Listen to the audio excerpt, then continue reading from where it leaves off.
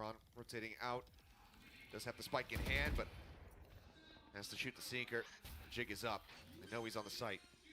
The tap coming through, the jump peek. Estrella not getting caught by it. Sees flips, knows that he's dropped down. And Estrella will just be able to hold a hard line, eliminating him as RRQ continue just running away with this. 7-0 now. I mean, this crunch looked like Gen G might have been able to bail out of it a little bit outside of B main, but in the lobby there, they're just eventually shut down. Again, this is just such a snappy team. These Phantoms working a treat for RRQ. And no answers to be found for Gen G. They've tried fast hits. They've tried to move around the map. Nothing working. It seems like at every twist and turn, they're either outguessing or kind of underestimating the positioning of RRQ. And now they've got a pit. Give Flips the opportunity. Try to get in, really keep them at bay, or potentially now going to be secured. Elmi Moore with another neural theft. Xfero still sitting on his wall. Munchkin now with a pit. Lakia has the Seekers. Let's see if they commit them. Try to clear space onto A. Meteor with just a judge. Actually passes it over to Munchkin for the pit. Flash coming through, and looks like fire will be met with fire. Seeker's going to be cleared out, but Heron able to find two, but Estrella answering back. Tries to keep them in this one, but ultimately it's going to be Gen G with that man advantage. Elmi Moore able to give a parting gift kill over to Munchkin. That's the pit. Swiftly dealt with. The pit is going to be gone. But now Flipshider having to deal with Texture and Lakia. Sends out a shot. They know his position. They're playing a little bit more spread out there. Spike going to be sent down, trying to force him back, trying to stop him from wrapping around. Flips, you can tell he just has no idea where Texture's positioned. It's just back screen on the site, but he's just staying stalwart, staying statuesque. Sat in place, and as he tries to go for the drop down, the kill will be found. In round 8, Gen G will finally get themselves a win. And it's still not easy. It's still tooth and nail just to get that one round. I mean, that contest right at the bottom of ramp here. I mean, great stuff from Charon, and then Estrella answered right back. I mean, Estrella is really in it on this map. So quick, RRQ here, just able to reset so nicely after that tough loss on Icebox. There's no chance to even try to celebrate off the back of that one. Stay focused up. I mean, Gen G are in a potential spot where they could rescue this half. If they can make it up to 5, hell, even an 8-4, might feel pretty decent about it. But as that trap wire gets the reveal, Lakia gets struck down. Elmi Moore quick to collect. Spike now going to be picked up. Jemkin stopping Meteor from pushing forward, and Elmi Moore gets that retrigger, gets the kill, and Jemkin will find himself a second as well. Girl theft out. Karen surrounded, taken down, and in reply, RRQ, they find themselves with a flawless win to continue pushing forward. 8 rounds now for them. And this is just RRQ happy to give up a little bit of space, and Meteor just pushing too far on his own, not able to win these duels that they so desperately need. Jemkin just waiting with open arms a little bit. What a drag across. Yeah, that was not easy to recorrect that aim. Able to do so. But again, they dodge all the early utility, and then they just wait back to say, come to us. And then it's that one trap wire that isn't accounted for that catches Lakia in transition with Spike, and that's the round just completely thrown into disarray and falling apart for Gen G. Big change up here from Xfero. Hasn't taken this position yet. Question is, does Meteor check for it on the entry? Or Texture, whichever one decides to go first. Do they go for the quick look left? Oh boy. Well, Sand Flash comes in, and yep, Texture privy to it. Comes up with a kill. Goes back down. A little bit of damage, but nothing too concerning. Drop down from Flips. He ends up getting full flash, but Jemkin suddenly on with 3 kills. Potential for an ace here. It's Karen so low, but Elmi Moore will be able to take him down, and that now means that it's all on Munchkin. Sheriff in hand, rotating through the defender's spawn. One shot will finish off the enemy raise, but Elmi Moore, with as snappy as he's been, going to prove to be a much more resilient target.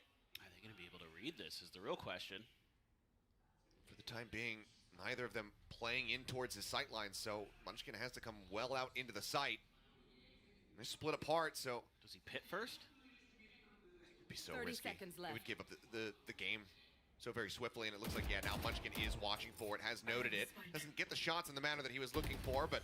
One enemy remaining. Okay, the readjustment comes in. Munchkin able to find the kill, and Elmy Moore not trying to rush it down. And now he's in with a shout, but can't quite line up the head. Elmy Moore still standing, keeps them well in the lead. It's just so tough for Gen G. I mean, everybody playing so well off of each other here for RRQ. What in the world, Jemkin? Absolutely disgusting. Just ridiculous. And just, it seems like at every twist and turn that there's any opportunity for Gen G, it's just shut right down. Munchkin able to find at least the one, but yeah, I mean, you gotta. Yeah, I mean, given just the disadvantage, You need these 2 rounds. has to be burned. Gen G throwing everything in the kitchen sink at this one here to see if they can get something back. 9-3. I mean, that used to be the borderline, the absolute limits of feeling okay about old split when it was so defender-sided. These days, when you're running a double duelist especially, not so much. Exactly, and I'm just really curious to see how Gen G is going to adapt here. I mean, I think they just need to play for each other a little bit more. To keep it simple, if I'm a coach in this situation, I'm probably just saying just play off of each other, guys. It seems like a lot of times some of these fights get isolated, or you're not really communicating very well with who's positioned where and who's covering what angles. It seems like every once in a while RRQ able to find some opportunities to get some freebies, and that's really costly, especially on a map like Split, where small mistakes can completely throw a round into disarray. Another divide and pit, showstopper and divide on the other side for RRQ. So ults available. One away from a showstopper is Texture as well. See if they can make a play for him to get potentially that showstopper available, but instead they're just going to try to push up mid, and Flip's reading it pretty well here to at least buy a little bit of time and then bail out, as he doesn't have any real assistance available from the other side. Pulls back. Until they're still worried about that Viper wall, so concern with potential push up onto that A ramp. As Jemkin continues to hold forward. Looks like he's going to try to go off the back of this one. Oop. And dash away. Showstopper not going to be able to find much value. A little bit of damage. It was pushed out there, but the heal comes in. Lakia getting Karen back up to full HP. I just don't think he was quite ready for how many people he saw outside of the garage. A little bit of a panic ult. Gives us regards to Rosa, as now Lakia going on a hunt, but won't come up with anything. And it's all 5 at Gen G here, so RRQ has to turn their attention back towards Mail because no one's watching it. They have to be aware of it, but now they can reset because there was nobody there to punish. And even though I said I want to see Gen G play as a team, you do need a little bit of a flank angle potentially. Let's see if Estrella can hold on. Flash for flash, Estrella does manage to get caught by that one, but I mean the covering fire from Jemkin and Xfaro, too damn good. Estrella out as well, finding his legs. The time is dwindling. The spike stranded out into the open, and that should just about do it. Karen needed to win that one to give Munchkin any hope in hell. He falls down, and RRQ, I mean the pain they are pushing out onto Gen G right now, it just absolutely continues. It is just tremendous what they're doing. It is so impossible right now for Gen G to accomplish anything that they want to do. Trying different looks, and every twist and turn, you know, RRQ so well dialed in. The communication so good. Hey, we don't have anybody watching B Heaven. We just got a bunch of contact. Look for the lurker, look for the flanker, seeing if they were trying to set up a crunch. Okay, it's not there. Let's get right back into position and set up for this B hit. And they just waiting with open arms. Okay. Shot goes wide from Flip. Showstopper on the chase, and Texture finds Flipshider, taking him down, but Xfaro peeking out of that nebula, able to find one. Gets caught by that full flash. Goes out once more, but Karon, nice shot from him. Shuts him down. Keeps Gen G with the bad advantage. Hit available, the Seekers let loose. The final round of the halves, of course, they're going to go ahead and invest everything. Elmy Moore able to find one before getting taken down, but Jemkin arrives, takes out Texture. Karon still alive, still in this fight. Keeps them in with the advantage. Straya, the latest player, the one who needs to try to get it done, can't make it happen. He ends up falling. And that is going to be a 10-2 half as Gen G hope and pray that they can replicate DRX's success versus Billy Gaming. On a very different map. Never forget, yeah. It's very, very different. But, I mean, you see these comebacks on this map all the time, to be honest. I mean, if you can really get a groove like we just saw going on your defender side, you definitely can run it right back, send it into an overtime. No strangers to those. Are any region. Definitely used to be, right? Only bangers on split. But I'm not so sure right now. I think RRQ is a very different beast, a very different animal on this map. And Solo, not sure what he can do to rally the team as they were beat at almost every twist and turn. And even in that final round when they got the win, it was still scrappy. And Ewok's having a chuckle. I mean, those RRQ guys, they're a funny bunch. Somebody was doing the Olay chant. Ah, were they? That's it, yeah. Flips. I would bet money flips. Well, I mean, every reason right now to be in high spirits on the side of RRQ, despite the loss, you know, close one on Icebox. This is a hell of a way to fire back. We very well could get our first look at Sunset properly here in VCT Pacific. And Sunset was the map that Gen G was banning during Convergence, so kind of curious to see what they've been cooking. They didn't want to show it there. See what they have something saved. Look at Elmimore's scoreline. I mean, he's just been a beast. Whoa. Is it the numbers that we saw from Texture in the last map? No. Is it still impressive? There just aren't enough rounds available to get to those numbers. I know, exactly. This has been so one-sided, just can't make it happen. You'd have to be getting aces in every single round. Yeah. Well, they try to go for the push, slowed up momentarily by the well. Okay, Jemkin on that entry. Manages to stick it, plant his feet, finds Texture, looks for a little bit more, but Karon is even going to be able to find the kill. Finds three, looks for the fourth, can't make it happen.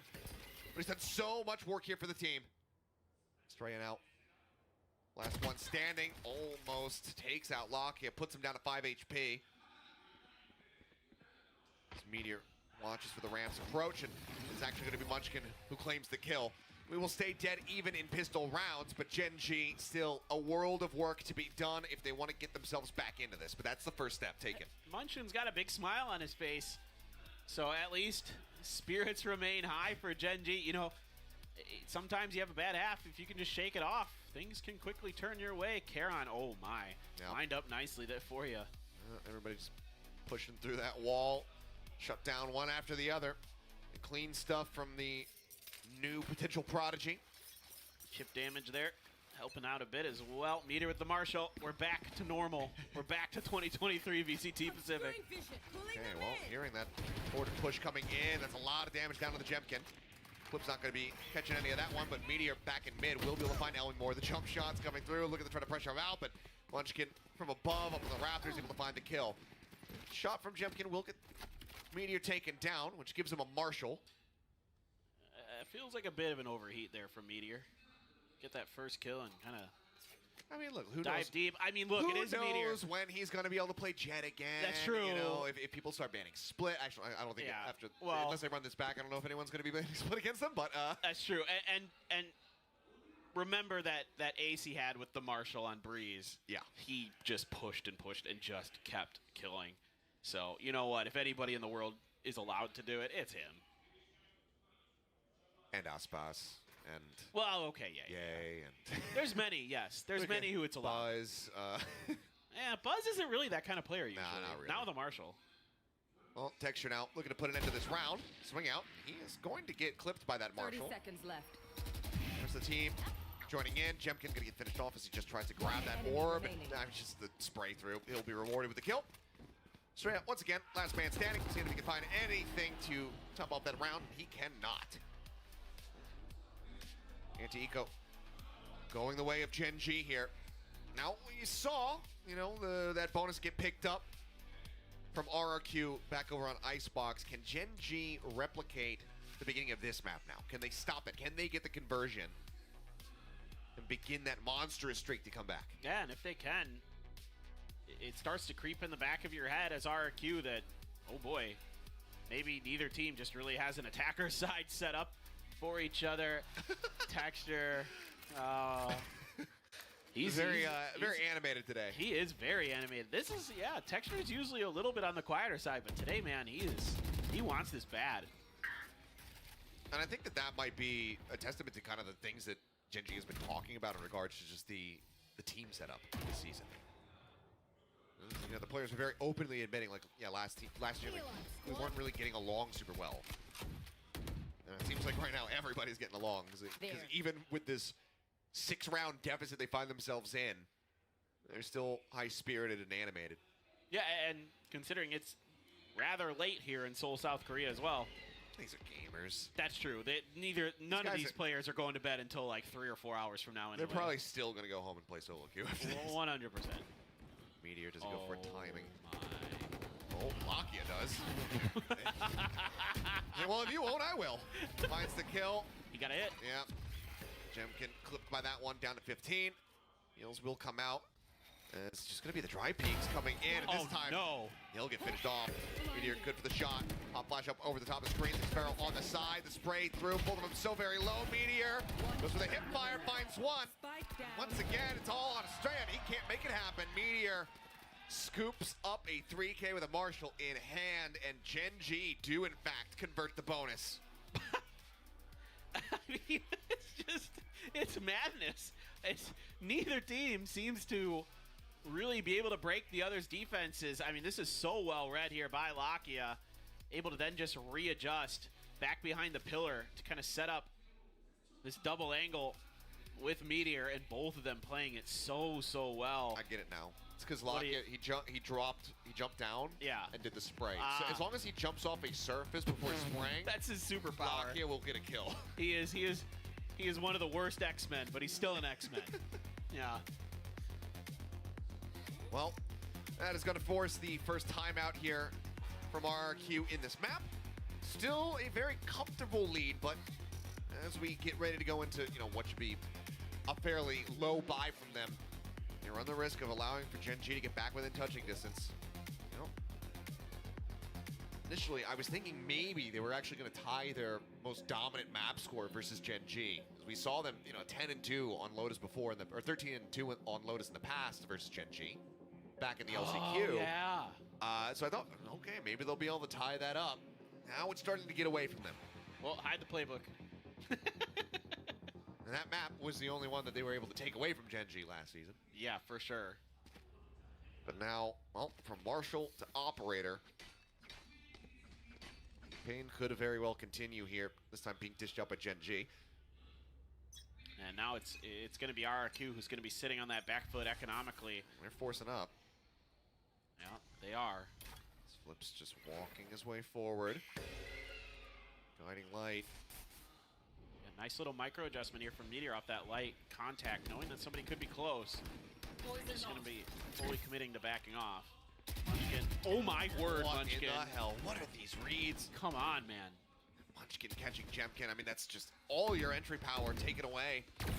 That much more pressure on the rest of the team. Meteor up in the dash. One's over to the left.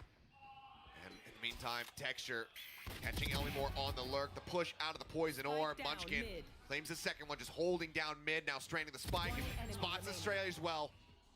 3 kills, and suddenly it's just Flipshider. This force up doesn't get them much of anything. They'll avoid the flawless with that final kill coming across, but Gen G now 5 consecutive rounds across the halves. Yeah, Lakia headbutted a bullet there for Meteor. That's it. I'll take one for the team here, bro. Make sure we get this shot down.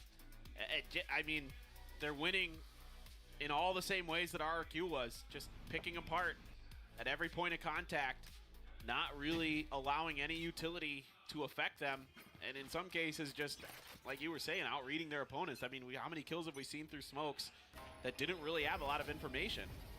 Black not spotting anything, and Jemkin going to be taken down. Had the showstopper available. One of those big entry tools now gone. Meteor again avoids the flash. Flipshider able to find the kill. He's looking for the flick there. Flipshider will just end up getting taken out by the bite. Meteor, the stylish finish. A 3K for him. As Gen G just plowing on. Today's an interesting day. It really is. I'm so glad you're here to enjoy this with me. I think that this has just fully confirmed, though. Given, do I want to say this? Screw it. I accept the consequences. Everything has been going smoothly. Yeah. Oh no. Since T1 got off stage. That's where you're going with that. So I think it really is just them cursed on opening matches. I mean, it could We need be. to stop putting them at the top of the schedule. I kind of starting to feel that way now too. I mean, this has been a lot of good gameplay, a lot of enjoyable Valorant that we've been seeing. Yes. And I am a Valorant enjoyer, so this is going great. This push though, now we're talking about that position earlier. Texture is going to be the one up there. He gets set up. Oh no! Oh my God! Jepkin tries to pull the showstopper, and Karen just shuts it down instantly. Flipshatter able to find one though, trading out for the enemy raise. Finds Texture, block it, finding one. Oh, flips. Snappy for the first. Couldn't quite adjust that vertical adjustment. Always so difficult as Lakia trying to send the pop flash. Spot him out. He does. Sparrow taken down. Elmi Moore now trying to play for the win. Gets the tag out, but Lakia stands his ground. Gets himself a 4K, and you can see Gen.G rallying back. Lakia. What are we witnessing? Lakia stood up and gave him a little something, and it's a drop down. He came down. It's been a while since we've seen it, but we know that Lakia's got the showmanship in him. It was him and Suggest cutting the ears off of Vanity at the end back in Reykjavik. Oh my God, I had forgotten about that. Oh. This is a nice one. And he dropped down off a ledge that round. Just saying. It's the superpower. Yeah. I mean, hey, if it works. Well, right now he's not playing around too many ledges. See, goes rushing forward into mid. Take a bit of damage here, though. Lakia maybe getting a bit overzealous. We'll just go ahead and pull back here. Working towards heaven alongside Texture. This round feels like it is a must-win for RRQ with so many of these ults in their hand. Oh, yeah. I mean, if they don't, they either have the Trimsy or it's going to be tied up at 10 to 10. Quick cancel on that Trailblazer as the starts getting spammed through the box. Jemkin trying to hold that angle and catch Munchkin swinging out. He just managed to back away. I was kind of hoping Munchkin might pit there in mid to slow this up. These lurks, these reads here from Karen. You want to fight it? Picking them apart. Elmi Moore not able to find any value now. Munchkin dropping the pit over here on the A side. He wants to flush him right over into this thing. He puts down so much damage. Jemkin on 1 HP, but Xparrow there with the rescue. Takes him out, drops him, and Meteor. 2 quick pumps with the judge up over the top. Tries to find a third. Can't make it happen, but Texture will clean up the last 2 kills. The onslaught continues, and Gen.G, they cannot be stopped. What phenomenal movement there from Munchkin. What reactive play. Those Seekers come around. He knows he's screwed. He just holds down the trigger and says, if you guys push this angle, I'm going to at least do damage. He's able to even fall back, get down to the ground, soften them up for Meteor, and that gives him 2, not, easy kills. They're easy because they're already so weak. Even at that range with the judge, no problem. Meteor almost finds the third. Just fantastic individual effort there from Munchkin to set that up. Hero rifle here for RRQ. And look at this, the Outlaw, because they know that it has to be half armors. Or just, no armor because of the economy. Painting a picture around him right now, but Flipshutter, he finds the perfect timing. Now Showstopper is going to come through. Texture jumping forward, looking for him. That's just going to be Jemkin dead to rights. I know exactly. Now Neural Depth can be invested. Trying to stabilize that aim. Can't quite make it happen. Flipshutter going to find himself a third. As well as a monstrous man advantage here for the side of RRQ. The flank around from Estrella completely unread. Takes him down, and now it's all to play for here for Lakia. Everything to do to stop RRQ from getting up to 11. The win streak has been massive for Gen.G so far, but it could very well come to an end right here. The cash aplenty. No real reason to not play for it, especially given that Elmi Moore and Estrella far away from having those ults, but there you go. A thrifty of their own for RRQ to finally shut down what was an 8-round win streak from Gen.G. Massive stuff here for RRQ. Back on track, and Flips gets it started. able to find a couple big kills. Texture gets the showstopper, but Estrella there on the lurk. Flips, ready and waiting. Taking Meteor down, so really nicely handled. A little bit of a pacier hit. Meteor back into that operator now. Karen has a Cosmic Divide once again. He's been phenomenal here on this defender side, just reading the movements and the timings. Okay, well. Cage sent. Hurt the push up onto this one, so see only more drifting very far back. Trailblazer not spotting anything, which could lead them to believe that he's going to be in sewer. And there's the peek out. There's the shutdown. Meteor planning another first blood here for the team. There. But you still have Flips lurking, so a couple extra layers here that Genji may have to consider. Lakia not going to be pressured as RRQ rethinks this hit. Karon going to set up, ready for this. Good communication now for Genji. Push up. Not sure if they saw the gun barrel there. Maybe it backed away in time to avoid being spotted, but Jemkin sending that boom bot over towards stairs. Karon now going to be noted, but Texture pushing forward, managing to find one. That blast pack offsetting Xfero allows him to get the kill. One enemy remaining. Spongekin quickly shutting down the push out from Flipscheider. No HP to work with. Estrella will be the last one to fall. And Genji continue to keep it close. In this round, it's really good communication. They get the opening pick, and when Lakia isn't getting pressured through ropes, then he's like, okay guys, there might be the opportunity that they're gonna come through heaven. Be ready. Karon right on spot with his star, right where it needs to be. And a good attempt. Gravity well in there. The blast pack offsetting the aim brilliantly worked by Texture. And then Munchkin got that first snappy kill, started feeling it, couldn't quite find it, eventually able to stabilize the aim. He even gives a little bit of a sigh, a little bit of tilt to the head there after he got that final kill. Probably felt like he should have gotten that a lot sooner. And RRQ, it's timeout. Woo. Well, we're back to banger territory. It would seem that way. Both timeouts from Genji in the first half, both from RRQ in the second. They'll try to get themselves at least up to that map point where that potential overtime could come into play. Eluded us in the first map, but that's what this timeout is all about. If they're not able to find the round win, could very well be the series just falling out from beneath them. No doubt. Ooh. Cheers coming out. Players trying to rally back as the fans as well getting involved. And shout outs to all of them for sticking around as late and as long as it has been, as well as all of you who've been tuned in since the very beginning of the day. And all the co-streamers who had to find ways to entertain their fans. Well done. Tip of the cap. All right, well, Here. Meteor. I mean, there is Very very little ambiguity about this one. Oh, the flash sent out. Snake bite in. Nate as well. Emmy Moore going to be able to find one, but Texture takes him down. The swing around. Meteor trying to get an angle. Finds it. Jemkin taken down. Scope back in somehow. Estrella not able to find the punish. Not able to find the kill. Meteor dashing back. No! Gets the third shot! And Munchkin arrives to get Flipscheider. Meteor, how does he do it? Time and time again. Should have been dead to rights, but somehow he just slips away. Just the brilliance.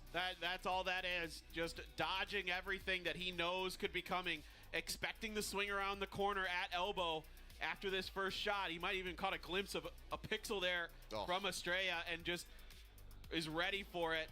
So quick to react after dashing into screens above the snake bite. Just nuts. Absolutely nuts. And now he's going to the judge with a Blade Storm. I mean, and that's the critical round right there. Okay, Xfero will be able to find one.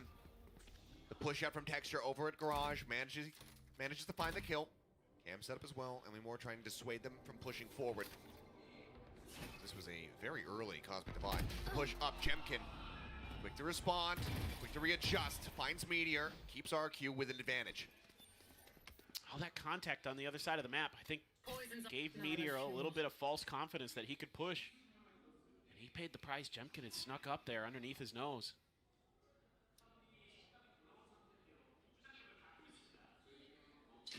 Everything slowing down. RRQ Get your squats in. not looking to overextend, not looking to become overzealous here. Push on the corner. Strand not getting caught.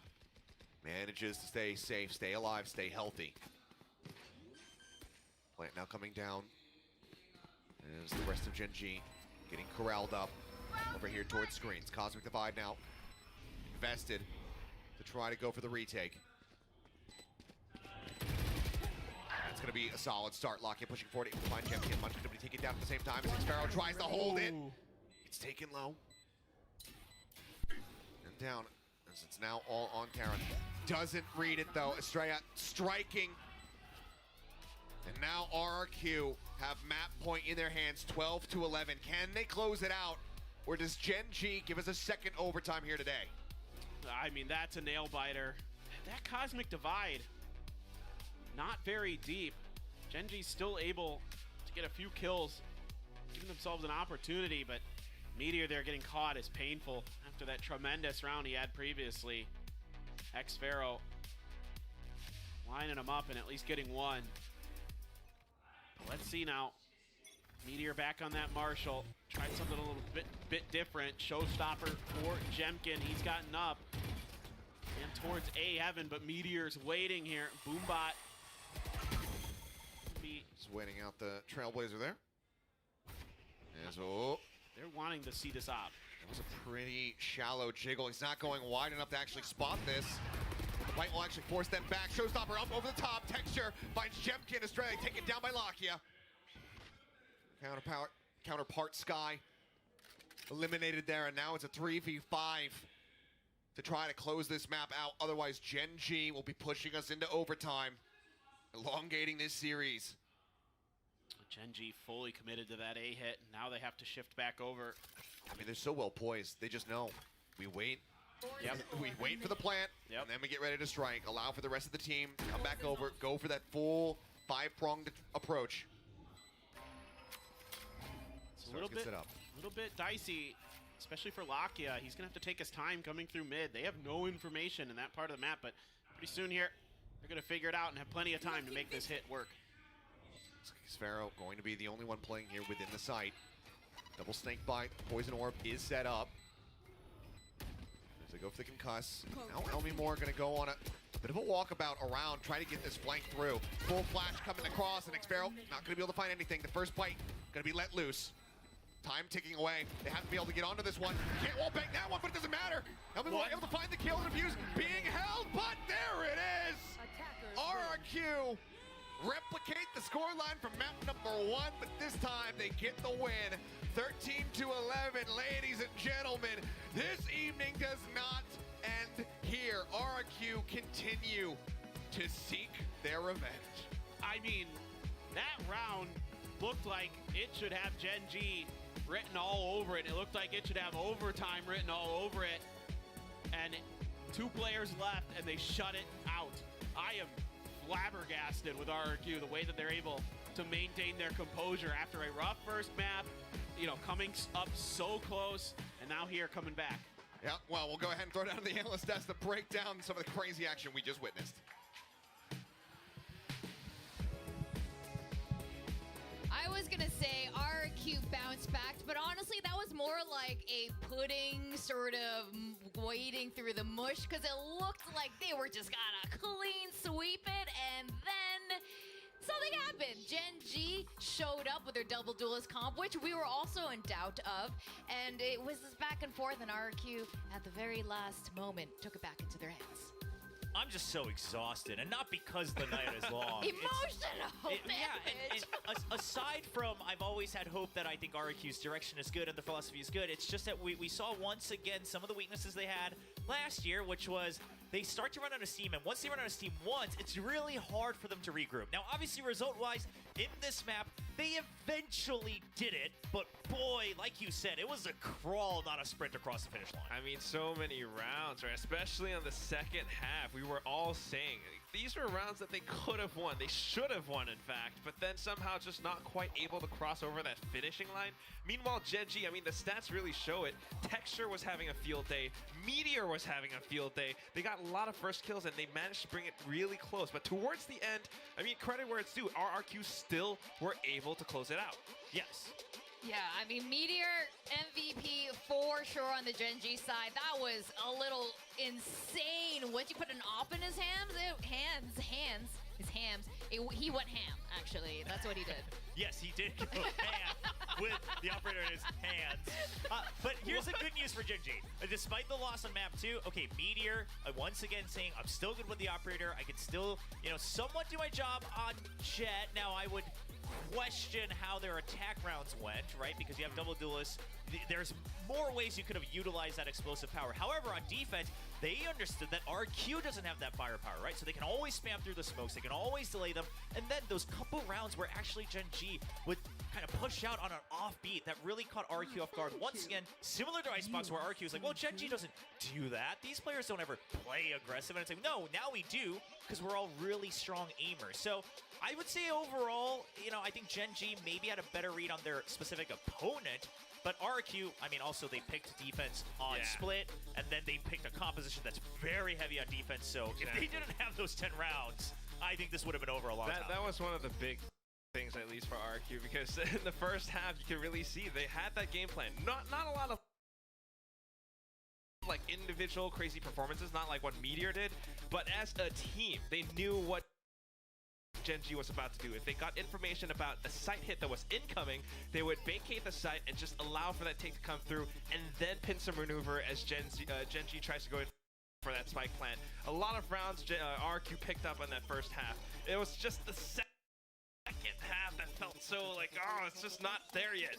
Oh, it was so painful. They finally, at the 11-11 round, they took it back and bringing us to the final map of tonight, Sunset, which we're actually very excited to see. Again, we didn't see any of these maps yet. We didn't see it from the previous match, and we definitely want to see how these two play it out on Sunset moving forward. Now, there are a lot of mistakes on both sides, especially on the RRQ side in the second half. What are some things are we looking to see improved going into Sunset?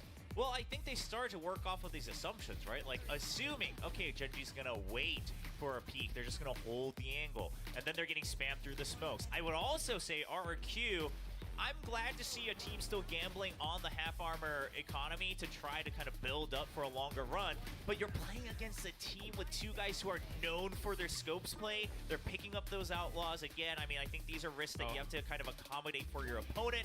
So I think after these two maps, recognizing, okay, this Gen G is different. They are living up to the expectations that a lot of the fans had. How do we adjust that on map 3? It was in that VCT Pacific Outlaw video. Almy Moore is like, I'm not a fan of this half-hour thing. And then the Outlaw really does come in texture, and Meteor really showing us what they're capable of. But I mean, apart from all these little things about like, assumptions or whatnot, I do think at the very least, both sides, they had several times individual players like Karon or Almy Moore sometimes would individually peek to try to catch players off guard. It doesn't really work, especially when Gen G is, performing at this level. So I would like to see tighter gameplay at the very least. I would also say it does seem like, again, these Sky changes are impacting some of the Sky play, right? You can be much more active with, you used to be able to be much more active with the Sky here on Split. And now, if you don't have the double duelist, once you use that like first guiding light or the first trailers, you're like, whoa, like maybe we don't want to take this space, because if we use it now and like there's no opposition, then like how do we get into the site? So, there's some questions to be had about composition as well. I'm sure they'll review that and see, do you change how you play or do you change the comp? But now going on to Sunset, I think we've seen, okay, Gen G, very revitalized, good aim as well, good operator, but my big question is, Cypher, once again, an agent that we've seen time and time on Sunset throughout the off-season. Clearly, Almy Moore has always felt comfortable on the Cypher, but when it comes to Gen G, is Meteor ready to play that, or are they going to switch? Maybe the Chamber comes out on Sunset as well. We've seen that during the off-season. I'm thinking we're going to see some Gecko. Yeah, that Gecko is definitely likely. Flips definitely showed us Gecko on Icebox at the very least. Both sides, in fact, Lakia picking that up as well. But the Chamber is definitely something that's on my mind right now. Meteor, we saw that op it's gonna come back, or you know, maybe on a Killjoy, in fact, and on a map like Sunset where there's just so many long angles, so much that you can block off. Either agent can be useful. Yes, and also I know some fans are looking at that scoreboard earlier of map 2 on splits, and even though RQ won, they're probably like, oh, well, after a great performance on Icebox, Jemkin went 15 and 22. He bottom fragged for the team. Let us just remind you, he's still top fragged after having 0 kills on a map at Ascension. Sure, they eventually lost the match, but like this guy does not let a performance like that get to him. I am excited to see if he's once again able to prove that I'm in the game, I'm still focused, I'm in it for the long run. I was totally not going to bring up that game, but I guess Well, you everyone did. else is going to anyway, so we might as about well, it. yeah, we might as well just bite the bullet here on this. One thing's for sure, we're seeing a brilliant gameplay. Jemkin, Meteor, Texture have been completely on fire. It's been so impressive, and I have to say, he has us screaming here at the desk, both the Korean and the English desk right now. We had the Korean casters come over, and they were saying the moment Texture has his Raze ult in hand, that's it. You know, RRQ's done for in that round. I'm really wondering how things are going to be playing out going to Sunset. We have not seen it in Pacific yet, obviously, because it was only launched after Champions last year. But we saw a bit of off-season. But coming into this now, what's in store? Yeah, and again, I think when you look at the way the maps were played, I actually think I might lean towards Gen G looking a little bit better for the haul here for map 3, just because I think even on Split, they're the team that showed us that they understand how to adapt to how their opponents are playing today on that stage. Whereas RRQ, like their set plays are good, their prep is good, some of their theory is good. Obviously, they were firing on all cylinders at the beginning of Split, but it felt much more like, hey, we gotta like get back to what we prepped, right? Rather than saying, hey, Gen G is doing this today, so how do we adapt to that? How do we counter that live on that stage? So in that regard, you know, maybe if Gen G is able to do that again on Sunset, sure, but we all know momentum is a big thing. RQ's the one who just clinched out that win and dragged out this best of 3. It was dragged out by Gen G, though. That's the thing. So I think momentum on either side. Although RQ won the last few rounds on Split, Gen G might be feeling a little bit hot coming from that as well. So Look at this party pooper. I'm just gonna. Okay, Arthur, calm down. Okay, I have to ask. Whoever wins this is going to be facing against our Pacific champions, Paper Rex. And that is no small ordeal. That might be getting ahead of myself. How do you think that's going to play out? Does Gen G or RRQ, are they going to stand a strong chance to beat Paper Rex? And who are we going to see, you know, in the lower bracket? Are these two teams going to face again? Or is it going to be a Paper Rex, Gen G, Paper Rex, RRQ my game? predictions were that if RRQ wins, they are beating Paper Rex as well. However, Okay, if you're well. going to have to show Sunset, if you're showing this full best of 3, Paper Rex is the real winner here, able to identify all that. And Gen G, Meteor will be playing that Cypher, so it's back to the single duelist. Meanwhile, RRQ, okay, it's going to be the double controller, the Omen and the Harbor. Not an Omen and a Viper, not anything else. It's Omen and Harbor. So a lot more fluidity in terms of how they're able to take space here. Which is amazing, but apart from that, just Estrella on that fade. You don't have flashes. don't have flashes. You're going to have to be really careful with how you execute, and that's what I want to see from RQ. All right, the sun has long since set, but we're going to go to the sunset anyway with Achilles and Paper Thin. Alrighty, here we go. Let's top off this evening nice and proper as we go into map 3 of what is now our final series here of the evening. Let's see who is going to be walking away with that win and who's going to be falling down to the lower bracket. Because this is the first meeting of the season of these two teams, but given that Paper X is the other team in the group, they could be meeting again. You never know. Yeah, that is a possibility here. And if my memory is correct and my brain isn't oversleepy, I don't think either team's played Sunset yet. I mean, RRQ certainly hasn't. We haven't seen anything from RQ on this one, and I don't believe that we saw it from Gen G at Convergence either, so it's going to be a bit of a first look here for them, and obviously some very different things going on here with that fade. Either trying to hold the line, able to come up with one, but Elmimore with a nice pivot finds himself another kill, and with that crossfire coming in from Xpharaoh, they get the punish on the textures. The 2 members going to be gone here from RQ, 3 on the side of Gen G. As the spike gets wrapped around, Velvet now in towards this B site. Munchkin keeping things quiet, waiting for Karan to get a little bit closer. As RQ trying to suss out where they could be. leave Xfero in this forward position. Play first contact, it would seem. Where's the smoke gonna go? And now you have to deal with this as well. Paranoia comes out. A little bit of damage going to be found there. Elmore will be able to finish off Munchkin. Can he get that fourth? The answer's going to be no. Estrella takes it away. The 2 members left standing here for the side of RRQ is, well, once again, first pistol round of the map. They managed to pick it up. Yeah, it's a good hit, and Elmi Moore is once again picking up right where he left off on split with some very clean shooting. Now upgrading to a Bulldog. A few others in there. Guardian for flips. 1 Sheriff in the hand of Texture. Back to Texture being the lone duelist. Back on the raise. Wasn't able to find as much impact as he did with that Jet on Icebox. Meteor shifting into the Cypher role. My eyes Can be are done. spotted there by Elmi Moore. Can't quite see the camera. That ain't it. There. Close. It doesn't. I think he now has it, or it was reclaimed. Either way, not in play. Jump kid. Swinging around. Prowler. Over. Shop door was shut. Now going to be broken down. Given Gen G's affinity for these, thrifty rounds in the game so far, don't blame RRQ for taking their time with this one. There's Texture drifting back. Puts himself behind the box, waiting to see if he can find the headshot. No, he does. What a high-value target it is. Flip shot are going to be taken down. That's going to be half the smokes eliminated. It's now just Xfera's walls remain. Texture shifting over towards Alley. Has to clear out the boombot, however. So pulls away from the angle. Doesn't find any further kills yet. Shell's getting sent. Helping Morgan to find Charon. Prowler spotting one back sight. Texture.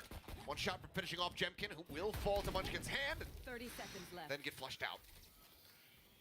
Meteor, Munchkin trying to play through this one as the safe point goes in towards backside. Munchkin with the classic finds one plant committed to by Xfero. The push forward, can he get the transfer? Yes, he can.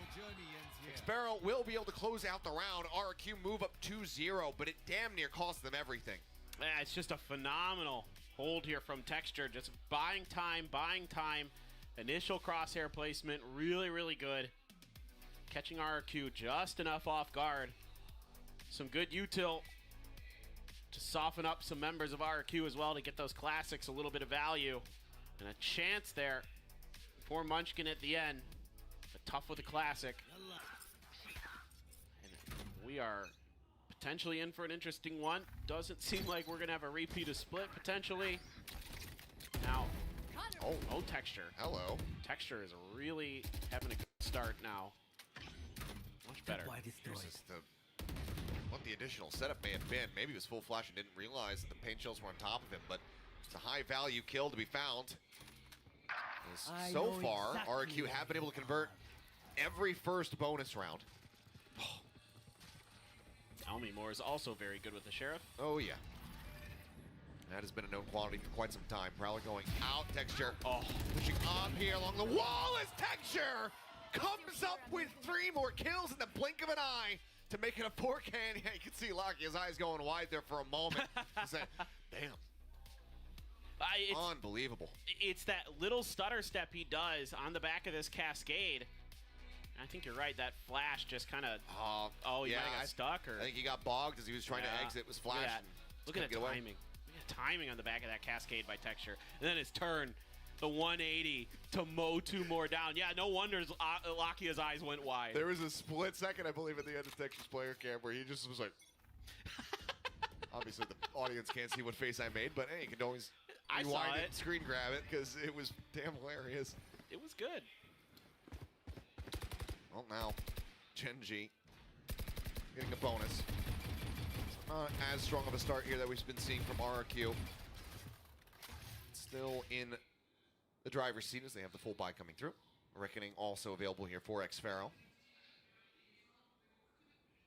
Scarin is basically lone anchoring A. Not too far off this meteor, though. On that GMT, he will get spotted. Blinded up there by the Prowler.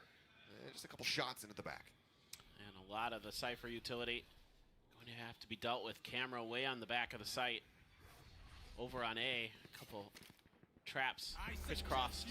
It's going to be the Reckoning to try to clear that space, and I don't think Meteor cares too much. Jump forward, Trapwire comes in, but Jemkin able to find Karen before getting taken down by Lakia, who's then traded by Flips.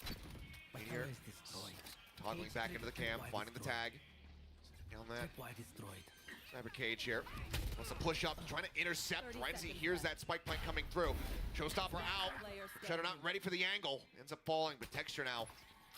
They know he's right here on the site. Boombot sent. Not going to be able to scout too much. Texture just had a whale of a round. Can do it again. That's a good start. Finds one. Ellie Moore taken down. The plant now coming through. Looks like he thought maybe they had faked their way back over towards the B site. The paint shells don't go high enough to get over the wall. He's got to clear out both. Stray at low at 59 HP. Certainly is workable for him. Avoids the haunt. Pushes the wall. Slowly creeping up. They're playing together though. Can he get them both? Spots the gun barrel. One. Texture. Is it back to back? 4Ks. Yes, it is. Back on the duelist. Back at the top. Texture. Absolutely dominating. Munchkin just had to take a step away from the computer there. He couldn't believe what he saw. I can't believe what I saw. I mean, the showstopper to kick things off and then able to navigate his way back through using that smoke against RRQ. This guy is truly, truly feeling it today. That is just absolutely 10-2-1. bananas, dude. This goes here. Unreal performance from him so far, and we're just 4 rounds in. Let's see how he fares going into the 5th. Meteor again trying to hold things down, and he does. Only more taken out. Gen.G trying to stomp out any hope of a Thrifty. There's Jemkin, Singer in hand, but Judge on the opposite side. And yeah, I don't think that is a fight that you really want to take. Paranoia will get sent through, though. The push on the back end isn't found. Texture just spraying away, trying to find something. Push into the smoke. Jemkin finding one, but as he launches his way back into mid, he's completely and utterly surrounded. Flips. It's very swiftly dealt with. Xfero saying, well, guys, I'm just going to get us a little bit of extra cash. Does get the spike planted. Spots the cam. Paint shells. Sends him back out in towards the open. Finds a great headshot right as the bounce is getting ready to come through, but don't get too much other than that. Gen.G now taking the lead as they string 3 rounds together. Yeah, Gen.G really reads this nicely. This crunch they set up towards mid, towards the courtyard, really very challenging to deal with. And because they're able to get so far pushed up with Meteor and Munchkin there, that they're able to bail out what might have been a potential problem for Gen.G, as they're just going to step in and clean up what Jemkin was trying to start. Already the timeout coming through. Yeah. Just trying to tackle this nice and early. Ewok looking to try to turn this around, even though they're only down by just the 1 round so far. But I think he's not liking the trends that he's seeing in the play right now. Yeah, and I think it's stuff like the early picks that they're giving over to Gen.G. That's something that has to be addressed, like, now. And they can't be giving over those first bloods. You know, Meteor pushed around that corner just enough to get that first kill, and then, you know, they try to displace the other players, and it doesn't really do much. Gives them a little space, but towards courtyard, and they can't really get through. And yeah, it's really hard because, again, we have 0 info on how any of these teams, either of these teams, want to run this map. So they're kind of feeling each other out. I was a little surprised I didn't see a Gecko on one side or another, especially with the Harbor in there. I thought maybe you could combo that for RRQ. Get some of those plants down and that kind of thing. Jemkin with a showstopper, Texture with a showstopper, Neural Theft for Meteor, Seekers for Lakia. And not too far away from a pit is Munchkin. Yeah. Stuff to work with here. Straight nearly with that Nightfall. It's showstopper sent. Texture finding one. Elmi Moore with a quick reply, however, will shut him down. Not allowing for any more of this 4K nonsense to come in. Finds the kill, but where's the pivot going to be? Elmi Moore for now drifting his way over here in towards the market. And as he swings in, oh, Munchkin wasn't quite prepared for him. Oh, the ring around the rosy. In towards This is the showstopper going to be let loose. Munchkin still comes away with a kill. Elmore unable to find the kill early enough to prevent his teammate's death. And now Meteor finds one. Location ping still coming through from that neural theft. We go into the 2v2. The re-ping. So he's not going to find anybody. Great trades on both sides. Gen.G gonna readjust. Try to come from Boba. This is a huge round here for RRQ. Gen.G break their banks pretty considerably on a couple of the players yet again. Yeah. One smoke left here for Karon to block off. Tap, spray, not quite good. They don't find the diffuser. They realize this, but no, Lakia, he pulls off it anyway. The retap coming through, ping's coming down. As this time Estrella will just push out of the smoke to finish the job. Tied up now, 3-3. The timeout able to help get the win here for RRQ. Can they break away, or will Gen.G just retake the lead? It felt like it might slip out of RRQ's fingers. Estrella there catching Meteor right as he's throwing the neural theft. But Munchkin, again, just so tricky to deal with. He's so cagey. He's so difficult to keep track of. He plays around his opponent's utility or his own utility very, very well. We saw him on controllers a lot last year. This year, moving over, on Sentinels, now on controllers, he's looking really good. And the reckoning for the rush here onto the A side. Texture gets himself a collat. Jemkin and Estrella both going to be taken down. RRQ trying to rush forward, but well, not enough. It is going to be a 3v3 as Flips manages to find Meteor. Still, they have their work cut out for them here. See, they're wary about potential wrap back over towards that B site. Right, as Locky finds Xfero, Flips will fall. Elmore now the last man standing. Clears up the Trailblazer. One flash left available here for Lakia. Goes for the jump peek. With that smoke down, he's got to rush out of it. Elmore finding one. The pop flash, he can't turn from it. He has no idea where Lakia is. And Lakia will finish the job. This is a great little timing push from Lakia, sensing that he's in a pretty difficult spot. Turns the corner and says, Karon, you gotta hold. You gotta hold the elbow. And this is just, I mean, lined up for Texture. Texture just disrespecting that reckoning. And Lakia, great little pop flash to finish the job. Knows he's got his opponent out in the open. I will And find plays it to perfection. This goes here. Texture once again able to invest in that operator. Things getting a little dicey on the economy for RRQ. They're on the back foot. 2 rifles in terms of a Guardian and a Phantom. Neural theft there, but hit for Munchkin. This is interesting. Munchkin hasn't been opting to invest it early to try to control space. He looks to kind of use it against his opponents deeper into the round. Just holding on to it for now. The shots to try to just get a corner check there. See if they can find a stray headshot. Bite at the ready. Trying to shut down this push is the paranoia. Munchkin trying to exit. Takes a couple of tags on the way out as Jemkin last packing out. Stinger still manages to steady that aim to find the kill. It's quickly traded back here by Meteor. Prowler coming through. Meteor finding one. Straight line spraying out of that cyber cage. Does trade it back. Does keep this into a 3v3. As they scoop up some weaponry to try to even the score. Spike now planted. Sparrow, however, low on HP. Needs to try to stay alive. Door shut. Estrella trying to bait this one, but Texture able to get the catch. Swaps at the weapon. Sprays down the door, pushes through, but is not ready for Xfero to be right up against it. Kills found. Flips through the TP. Does he try to reposition? It's one tag across. They're knocked down to 60. The spray in. He's going to manage to hold this one to half. Does finally fall, but he gives a fighting chance here for Lakia. TP forward, the push in. Lakia gets the kill and plays off the setup defuse. Gen.G barely scraping by with the round win, but they're keeping themselves out in the lead. I mean, every round so close now. I mean, what a jump out from Jemkin, able to get one. Texture, nice little flick down. Right around the corner though, waiting behind that door, was a member of RRQ. No contact on that flash. Here's the TP. Lakia, no problem at all there to finish the job. I mean, he believed it. He was like, okay, I fully trust that you are TPing away from me and not going for a bait. Yep. Good read. Calling the bluff. seeing through a potential one.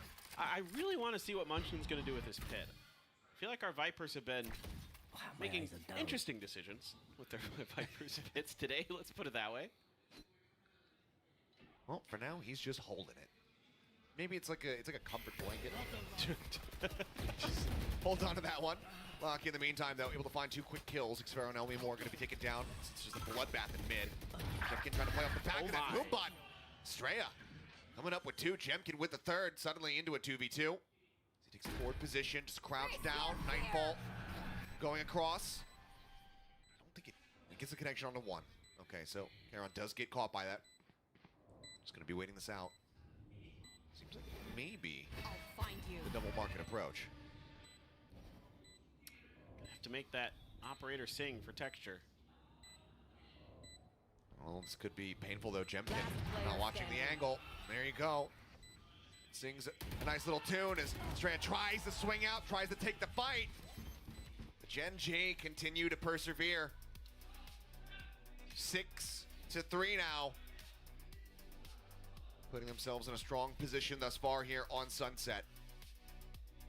And it almost completely flipped on its head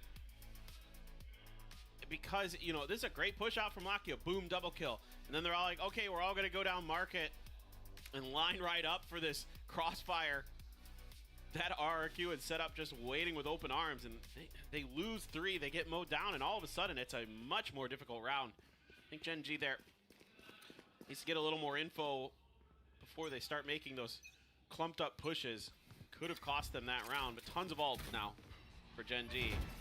Did I mention that Munchkin has a Viper's Pit? Maybe once. Well, now he doesn't. Well, no, he does in depth. Jemkin finding the kill. RQ, can they rally back to try and deliver a more even score line? It's a good start. This Meteor is very much changing up the playbook. Super far forward lurk here in mid. Seekers on the hunt. Smoke here in mid, getting ready to expire. Texture off still in hand, managing to find a kill. Flip's gonna be taken down now. Meteor pushing forward, finds the elimination. Throws down that Neural Theft. The reveal comes in. Jemkin able to get the punish there on a Meteor and stands his ground to take out Caron as well. Smacks away, but locking it out, identifying the spike location and Texture, taking down his counterpart Raze. Trailblazer more than identifying Estrella's position. Spike is in hand, but I think footsteps may be heard. Texture set up on the corner, and this would have to be one hell of a shot. Manages to whip that one. Estrella is waiting for him to re-peek, but Texture says, you gotta come to me. 30 seconds left. You got 30 seconds. And pretty much all the util to try to force him off the angle has been burned. Double face, the shot, not connecting. He jumps across the gap, manages to get himself over to the site and can have this plant come down, but how does he play this on the back end? The haunt is at the ready, the showstopper drawn out. That is just about gonna be it. No, it doesn't go deep enough. He's trying to buy the time. Lakia, he's not believing in it, now swings in. And oh boy, Estrella nearly managed to get the weapon back out. And see that they're having a mighty fine chuckle about it, but that round almost catastrophically got away from them. Texture now showing us exactly what happened in that round. Very uncharacteristic of Texture to miss that first shot. The second one was just Estrella reading the situation well, knowing that that angle is going to be held, kind of playing with Texture a little bit, able to at least get into a position where he makes it a contest. Every round so darn close. They are, but they continuously are going the way of Gen G. 4 rounds consecutively now. All these ultimates to work with on the side of RRQ. How many does it take to piece together a round win? It's Texture now 19-7-2. Showstopper out, but Texture, doesn't matter if he doesn't have the off, manages to find one, and okay, Caron manages to just TP right into the Showstopper so Jemkin gets maximum value. Push out of that Cyber Cage, however, Munchkin is able to find Elmi Moore. As the pings come down, man advantage should do more than enough to set up RRQ for the round win. Yeah, Munchkin's gonna readjust. Going to try to come up through Link instead. But it seems to be all angles covered here for RRQ. Munchkin, man, you never know. Gotta clear this one out first, though. And Estrella is here to back him up. Find you. The Haunt over the top to push in. Remaining. Nearly gets him, puts quite a bit of damage in, but as Meteor falls, RRQ, they will finally be able to break the streak. Keeping themselves in this game. Potential for a 7-5 half. Just able to kind of break things down pretty early. Jemkin, yeah, that's nice. I mean, that's a gift. Karan under pressure from the other side, and Jemkin able to pinch in and squeeze out a couple kills. That's such a huge momentum swing now for RRQ, but now their ults are going to be a little bit out of cycle. Yes, you owed. Yeah, I mean, Texture, he's just going glass cannon. Yeah, why not?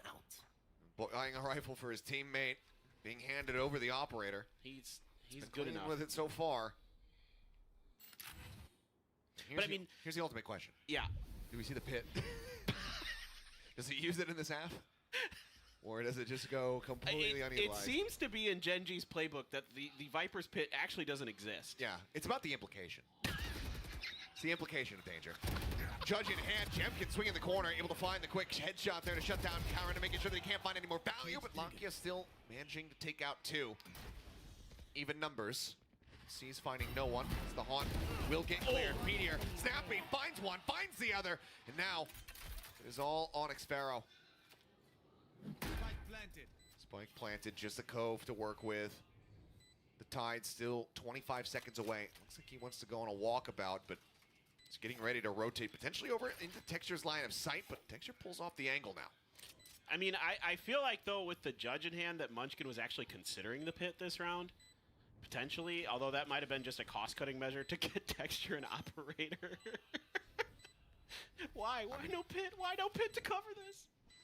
Please. There it is. Okay, thank you, God. Oh.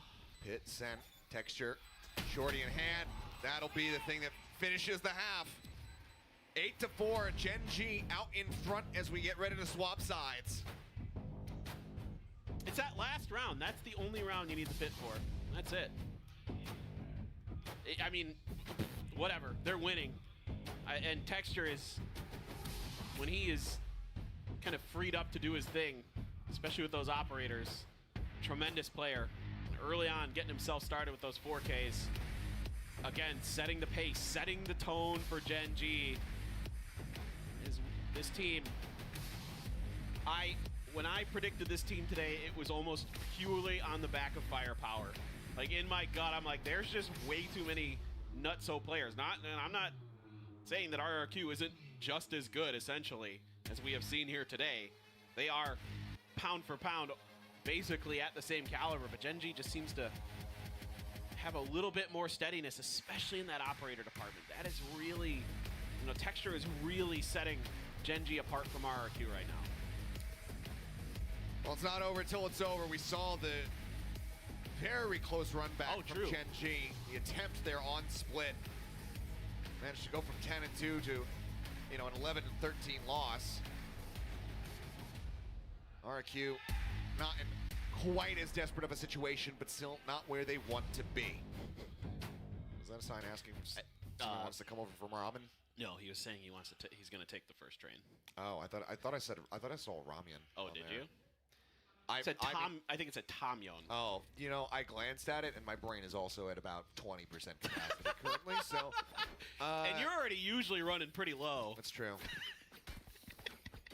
It's 20% of my usual capacity. Yeah. So that's, we're into the low fractions here. Yeah. All right. Let's see what Gen G can do on this attacker side. Anemic were they on split? They've been good about getting boy. the second half pistols. Oh, There. Jemkin. He's in such a far forward position. I think- Lock, kind of staring into this corner. Seems like he might have a decent idea that they're taking these Yeah. spots on the map. Exactly what I was just thinking, man. I think they at least have an awareness of it. I think that might have spotted him. Yep. Look at that. There's the paranoia. The counter swing not coming through. Last 3 player players standing. now, 4, all vanishing in the blink of an eye. Estrella, the only one left, is just going to be the full send over now towards that B site. It's going to be 3-3 in pistols at the end of the day here. But Gen G are going to be the ones moving up to 9 rounds. At the worst possible moment. Yes, Estrella gets one. Meteor answers right back. with a frenzy of his own. I mean, what I liked about this round, I had to give a clap there. I was just kind of, because Gen.G takes it slow. They wait until they get their information, and then it's an instant response from Karon with that paranoia. It hits a bunch of people. Yeah. And you know, Elmimore tries to swing to bail it out, but Lakia is accounting for it instantly. So everybody doing their job, everybody being on point for Gen.G. Communication good, Meteor feeling good. Everybody vibing here. Let's see the kill picked up, but it's just going to be that one Sheriff coming in Estrella's hands. This Texture rushing forward, grabs this orb, but Xfaro doesn't want to give his position away at all. Decides not to go for any kind of spray. The old Paper X here. Oh boy. Grab the orb and then immediately shift over to the other side of the map. Very low. Only more down to 25. So making their way now through B main. Paint shells to try to slow them up. Estrella does manage to find the headshot. Meteor going to be taken down. Small what weapon he had, but 4v4, but wildly outgunned. They're just going to go for post plants. They've got a lot of utility available here. Yeah, double snake bite here in their back pocket. Munchkin, the only one who's really tagged up at all, down to 79. Even then, going up against widely classics, still relatively healthy. And to try to check. Dart might have been stuck there onto one player, but now they're just trying to rush them down. They're trying to able to find one before falling. Headshot there. Nicely done from Estrella. It's finding some extra value, and honestly, you know, the scoreline is not going well for them, but as far as this is concerned, Estrella, he's got no time. Wants to try to chase in for the kill, but widely, I mean, the damage dealt here is fantastic for them. Exactly. I mean, that's yet another rifle there with that Sheriff shot taken away from Gen.G. So that's tremendous value. So, yeah, okay. It's kind of reminiscent of the other side of the map where RRQ takes the pistol and immediately has a very difficult eco. They just barely scrape by, and Gen.G just replicated that. This goes here. Let's see. Now everything's all squared up in terms of guns and shields, but the bank still there for Gen.G. Fires in. Texture again, rushing forward, but the paranoia timing is absolutely gorgeous. Jemkin strikes him down. Flipshider swinging out, will catch Meteor as well before he gets traded out by Lakia.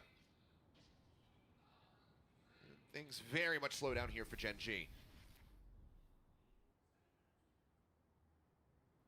Gonna be a little bit tricky to get through. I mean, any utility should just kind of give it away, but they're just gonna slow push. Oh my. Yep, they had the double face. Stray ends up falling. 3v3 now, back into a winnable position for Gen.G. I like what they're doing here, though. They're not giving away any information, any cues. They're going to snag an orb, then maybe rethink to the other side of the map. Throw up the toxic screen to buy a little bit of extra time, keep maybe a player or two planted. Yeah, it is going to be Elmimore watching through mid, but if you just wrap all the way around the other side of the map, you know, you've got a pretty decent chance here that you're only going to have one player to worry about. If you can isolate and eliminate that player, all of a sudden this round becomes 30 seconds Gen.G favored. There's no early detect system in place right now, really, for not. RRQ. The trap wire, that's going to be the first thing that they encounter.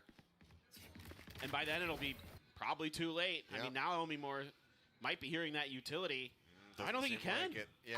And they TP past it. I think maybe they were concerned as to whether or not this was just going to be a save, but yeah, given the non-rotates, but now the Seekers coming through. Two of them going to be cleared out very swiftly. Guys, look at this. Lakia going on the flank. Followed the Seeker. Rotating his way around. Cyber Cage coming through just to try to obfuscate as much as they possibly can. The paranoia at the ready, now going to be invested. Snakebite sent out. Elmimore down, so very low in HP. Spotted. Shoulders enough to get the kill. Blast Pack's not going to be finding much of anything here. The Cope set up. Jemkin managing to hold the angle there on the flank. To get the defuse to half. Shots coming down at the wall. Will fall. Munchkin finding the kill. And now it is all on Jemkin to try to get this done, but he's just running out of time. He's running out of life. And that's going to be him taken down as Gen.G continue upward and onward. trying to bring this night to a close. Yeah, again, fantastic calling for Gen G. Assumption is it's still Lakia doing the IGLing, but sometimes those things shift around unbeknownst to us. But Yeah. look, this is just great stuff because they buy a lot of time. They again, when you start using utility, like that gives away your position, and they get that extra kill because they don't use any utility. They slow walk it up. And that gives them the freedom to move around the map, and they make great decisions with it. Wait on the drop wire, but Texture spotting the hand. Takes out one. Sparrow still lurking now within the smoke. Is going to be good for the kill. Finds it, but then the rest of the players is coming from behind. Garrett spraying down into the smoke. Takes him out. Planted. Man advantage already here in the hands of Gen G. This round win takes them up to match point. Swing out. Garrett with a great headshot. A bit of a quieter map from him thus far. Very nice value to be found. Paint shells trying to clear them out, pushes them out into the open. Estrella able to find one. Paint shells from Jemkin takes down the other. Showstopper infested. Jemkin with a 3K when the team needed him the most. He'll be the one to dive in on top of the snake bite and help get the round victory. So it's not over yet. We're not going to be seeing Gen G getting that match point locked in. RQ staying afloat, but barely. Yeah, and maybe now you can get that economy under control for RRQ. It's been bottom of the barrel, just scraping by with some of these rounds, and now you have to invest a lot here. The showstopper as well has to be used to make sure that it gets done, but that's fine, because at this point it's going to take everything in the kitchen sink to claw your way back into this. Yep. And see, finally, you know, a dent dealt here to Gen G's economy. 2 rifles, 2 sheriffs. Just quickly on the classic, keeping that Vandal hidden for the time being, but given the cash, you can expect that there's going to be at least a hero rifle in this. There's the swing out. Jemkin good to shut it down. Looking for a little bit more as they go backpedaling. Estrella pushing fun to the headshot. Runs out of bullets, has to pull away. Lock in with a nice answering headshot. We'll take out Jemkin, making sure they don't get away scot-free. Estrella just backing away over onto the site. Smoke coming down, cutting off that alley access. Zlakia says, well, I might as well take this orb, because if I give it to Munchkin, he won't use the pit. So what's the use? Yep, that's precisely, I believe, the mentality. I mean, what an interesting situation that Gen G found themselves in. They rattled off, what, 4 in a row here to start? And they're already back on an eco. So, I mean, that's how close it has been, even though the scoreline doesn't indicate it. It's a crossfire setup there. Munchkin will be able to find one more for his troubles. And I mean, again, you know, cash on both sides, not very strong. So any damage that either side finds is still going to be overall quite good. But RRQ, they managed to string 2 rounds together. I mean, it's been crazy close the whole day. And now maybe RRQ is going to push us into another deep second half. Unexpected on splitting away, and Gen G just answered the call, almost taking us to overtime.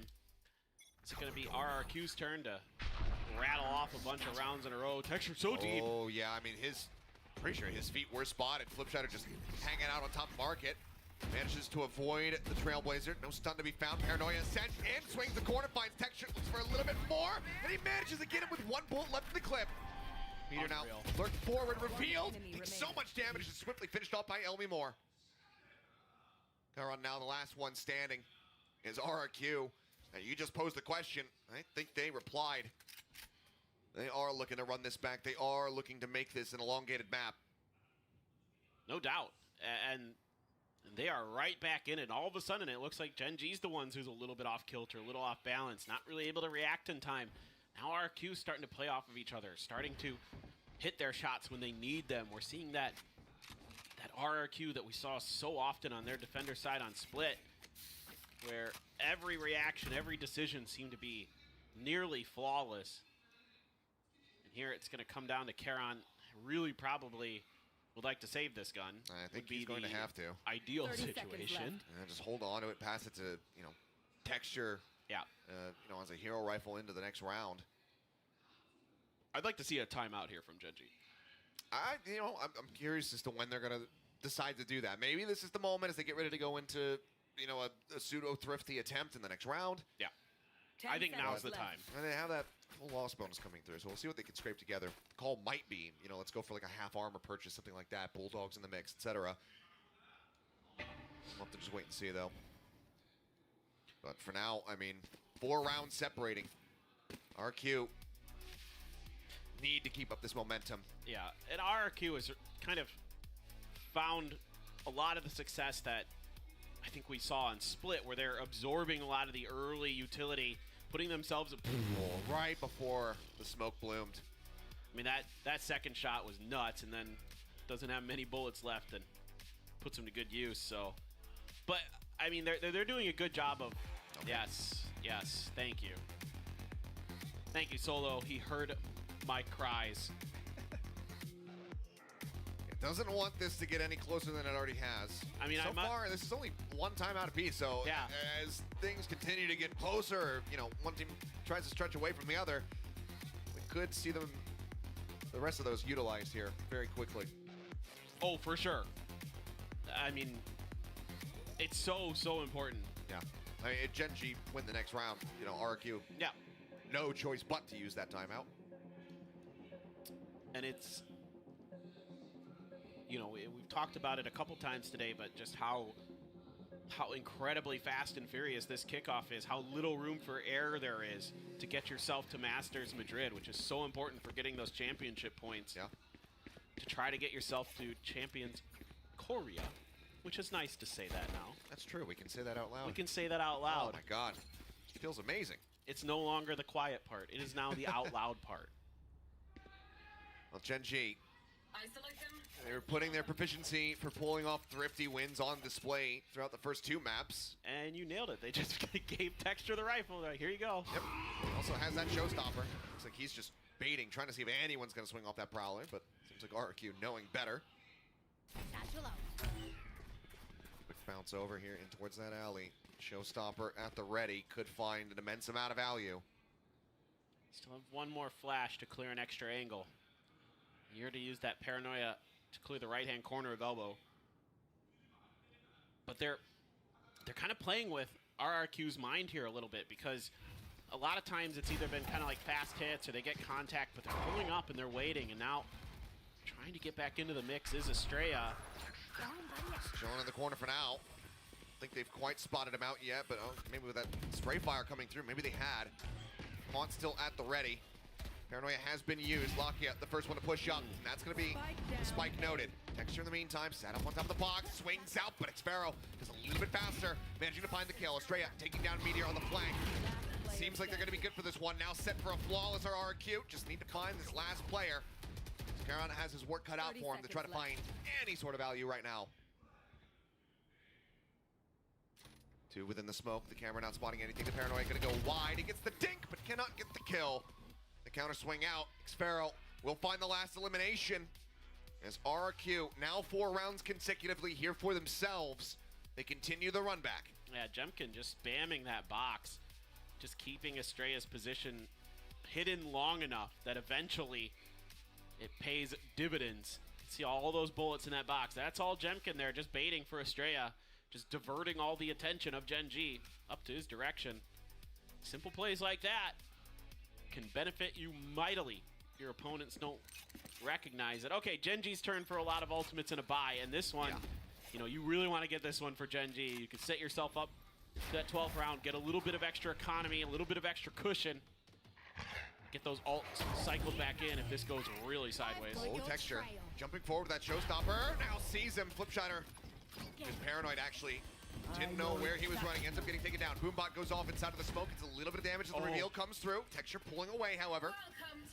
Not looking to get spammed out, as the pit will be invested. Oh, hell yeah. Munchkin decides to use it, but now the Reckoning coming through, just trying to force them back. White's still at the ready. One since used. Paint shells now flying from either side. Pope thrown down. Jemkin finding one. Pushes up. Takes out Karan, but now White in to delay. The Cove gets broken down. The spot for Meteor. A 3K pickup as he finds Xfero. Estrella's just sat within the pit, 1 HP, and no hope in hell.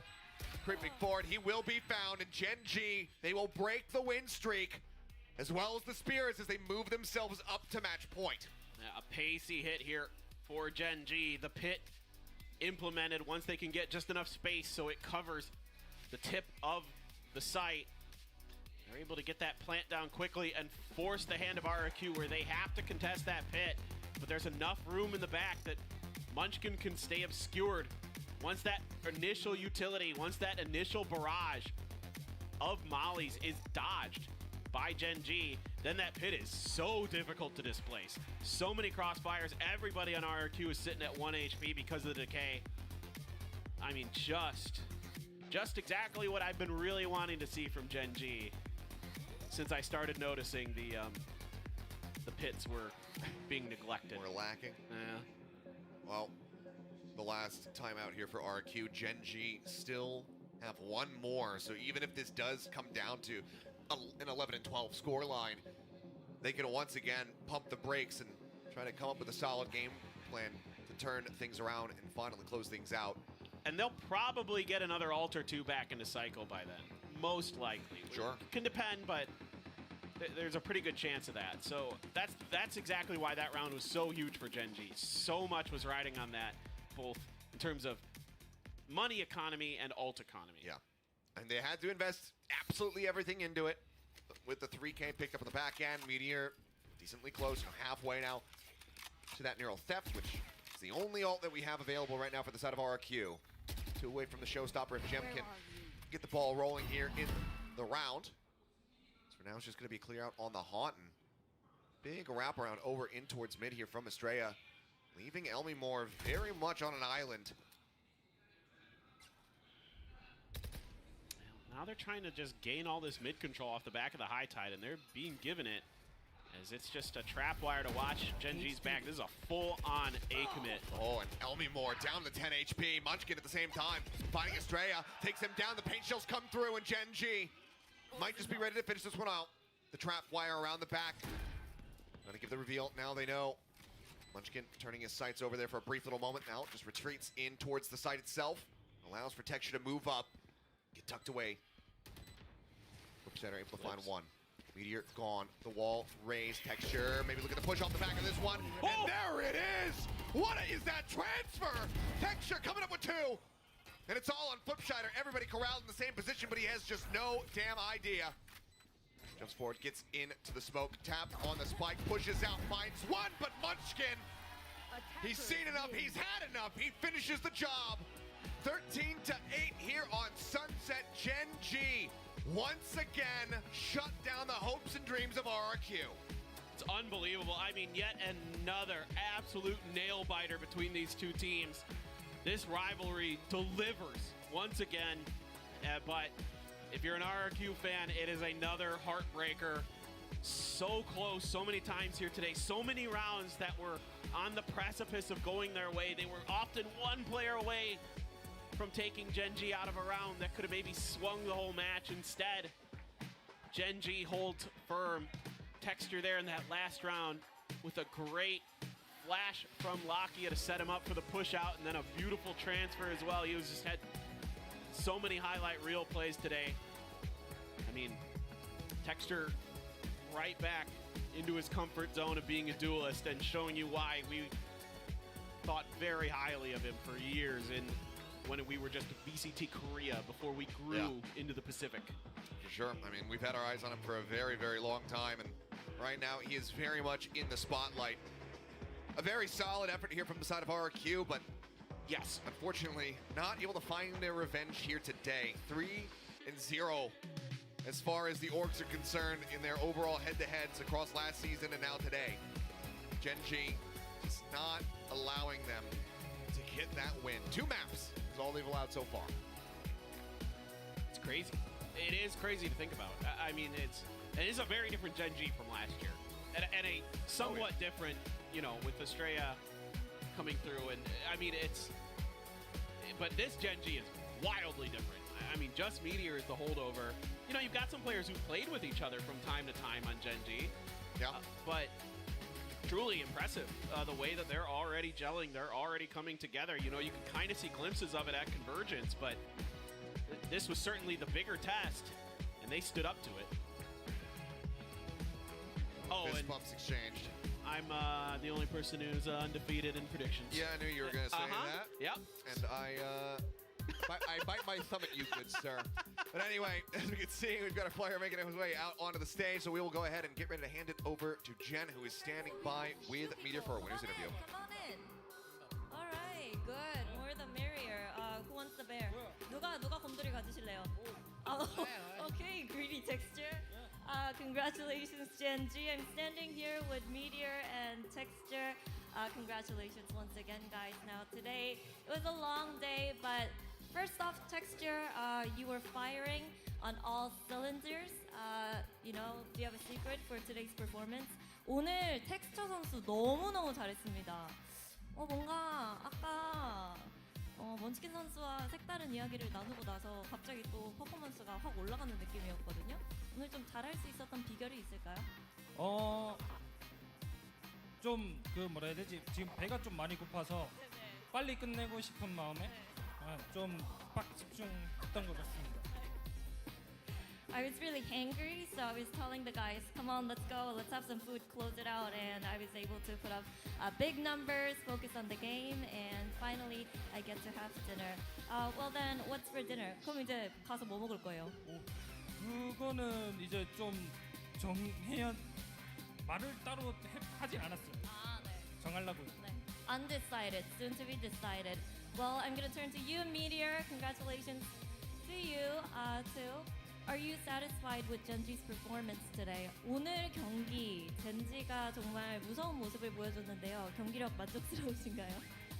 사실 2대0으로 이길 수 있을 거라 생각했는데 좀 저희가 너무 실수가 많았어가지고 아쉬움이 좀 남는 경기인 것 같습니다. We expected it to be 2-0. It could have been a 2-0, but we made some mistakes. So there's still a little bit of regret, and I feel like we have some stuff to work on when we get back. Well, Meteor, kind of giving up the primary duelist role, it's not an easy thing to do for any players.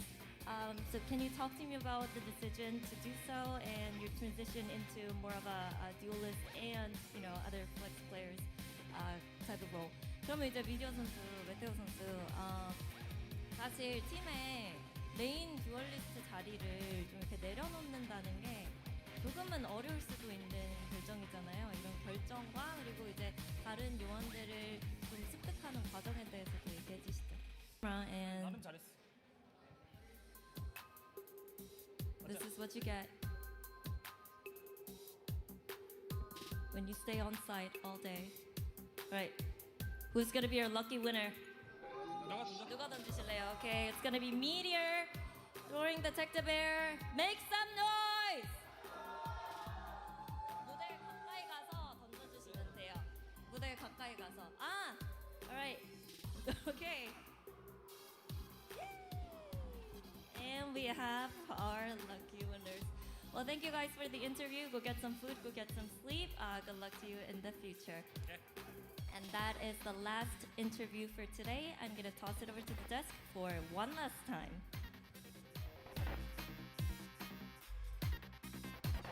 Thank you, Jen. That's right. The texture insanity is back on Duelist. Apparently, all it takes is a bit of hanger, and I wonder if what he's going to eat is avocado because holy guacamole, we saw a totally different Gen G today. Wow, I'm glad your brain's churning tonight because mine is just mush right now. But here's a really fun stat. I mean, only 4 out of the 10 post plans from RRQ. That's not a stat you want if you're able to win, no matter what the score line is. So clearly, there's some very distinct things that RQ wants to work on. But I love that you call out Texture, because here's the thing. Texture was absolutely the best player in the server today. Regardless of any of the maps, he proved why he's always been a shining talent in Korea. I mean, yeah, a large portion of those first kills definitely came from Texture, and if we can take a look at the stats in a second, I have a feeling Texture, he has been the most consistent duelist out of all 3 maps between this matchup. Dude, 377 in map 1 and 357 again here. Really high scores. He's a monster. I mean, Jemkin's a monster too, but Texture just makes makes it look so easy. Yeah, and another 7 first kills, right? And then we should remember, despite the loss on Split, Meteor got 7 first kills in that map as well. So this whole thing about Gen G looking a lot more aggressive, very, very apparent. They are going for the first kills. They're trying to make sure they start the rounds with a numbers advantage. On Split, they didn't always convert it in the theoretical way they should have, but, you know, over on Icebox and now here on Sunset, they definitely made it work. Just really exploding onto site a lot of times, and you can see that RQ maybe it was slightly more lacking a little bit, or just Texture really performing on a next level. RQ couldn't quite hold them back, and that's the other thing, because this Gen G is, you know, gelling together really well, kind of like what Paperthin and Achilles said. Lakia was supporting him, Munchkin and Karen were doing their best at defending as well, and Meteor is anchoring sites too. So RRQ just really couldn't quite find some of these rounds. No, and listen, regardless of what our predictions are and what my hopes and dreams might have been for certain teams throughout VCT Pacific, absolutely Gen G looked like the better team, and I would actually say they showed much more concrete proof of why people are hyped up about them in today's match. RRQ, the same weaknesses that we saw from last year are coming up once again. The comms break down once they start to lose steam. The ideas break down. Now, what the cause is, they'll have to figure out on their own, but for now, we're seeing that it hasn't quite been solved. Yeah, I mean, what this means, though, is that Gen G moves forward to face Paper Rex on this Monday. But what does this mean for RRQ going into the lower seed? It's almost a brutal deja vu. It was both Gen G and Paper Rex that stopped them from going to Master. So whoever they face in the lower bracket, it's just heartbreak. I mean, it's rough. Oh, this is like the worst way to relive your nightmare from 2023. You're right. It was Paper Rex's victory against RRQ in the very last match of the round robin that denied them the score line to go over Gen G to make it to the play. I would not want to be in the shoes of those players. Hey. Oh man. You were casting that match, I think, right? Yeah, that's one of those things. Look, if you were gate kept last year and you still can't make through that gate, you know, that says a lot about your team's performance. It's 2024. We've had a whole off season to improve. We need to see that improvement, and I think they've got what it takes. It's just not quite over the edge yet. I mean, Split definitely showed us that they have a lot of potential still. Yeah, I mean, we got so much good stuff coming up for the rest of this VCT Pacific kickoff. Tomorrow, guys, I need to let you know there was supposed to be a match 3 today, but obviously because of the time, we're moving that game, ZETA versus GE2 tomorrow. That's the 18th of February. We're kind of in tomorrow, so it's like in half a day from now.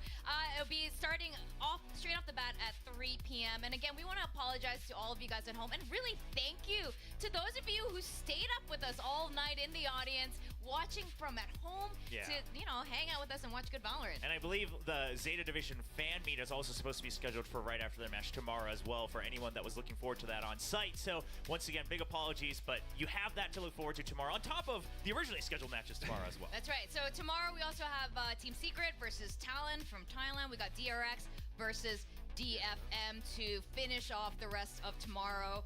And with that, you guys, Quack, Will, are you ready to go home and get some sleep? I think we're ready to get some sleep. Yeah, we're going to cast tomorrow. We got to rest our voices. Wrap it up. All right. Thank you guys so much again. You can see the match lineup for tomorrow. You can go to ValorantEsports.com for more information. I'm your host, Victoria. We got William and Quack here as our analysts. Guys, get some sleep. Good night, and see you tomorrow for more VCT Pacific action.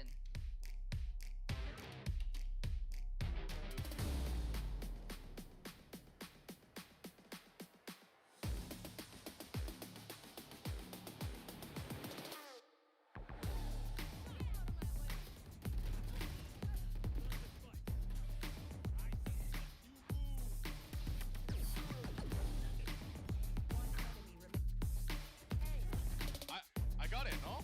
Yeah! Easy play,